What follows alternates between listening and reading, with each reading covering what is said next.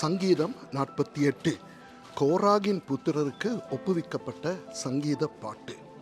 கர்த்தர் பெரியவர், அவர் நமது தேவனுடைய நகரத்திலும் தமது பரிசுத்த பர்வதத்திலும் மிகவும் துதிக்கப்படத்தக்கவர்.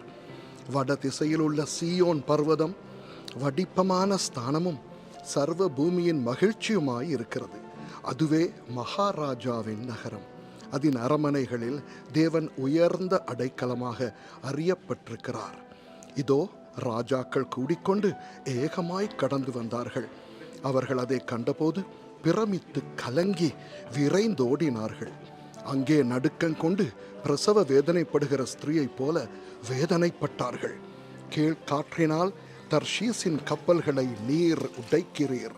நாம் கேள்விப்பட்டபடியே நமது தேவனுடைய நகரமாகிய சேனைகளுடைய கர்த்தரின் நகரத்திலே கண்டோம். தேவன் அதை என்றென்றைக்கும் ஸ்திரப்படுத்துவார். தேவனே, உமது ஆலயத்தின் நடுவிலே உமது கிருபையை சிந்தித்துக் கொண்டிருக்கிறோம்.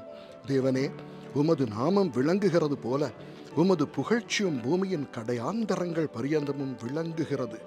உமது வலது கரம் நீதியால் நிறைந்திருக்கிறது. உம்முடைய நியாய தீர்ப்புகளின் நிமித்தம் சீயோன் பர்வதம் மகிழ்வதாக. யூதாவின் குமாரத்திகள் களி கூர்வார்களாக. சீயோனை சுற்றி உலாவி அதன் கொத்தலங்களை எண்ணுங்கள். பின்வரும் சந்ததிக்கு நீங்கள் விவரிப்பதற்காக அதன் அலங்கத்தை கவனித்து அதன் அரமனைகளை உற்று பாருங்கள். இந்த தேவன் என்றென்றைக்கும் உள்ள சதா காலங்களிலும் நம்முடைய தேவன் மரண பரியந்தம் நம்மை நடத்துவார். ஆமென்.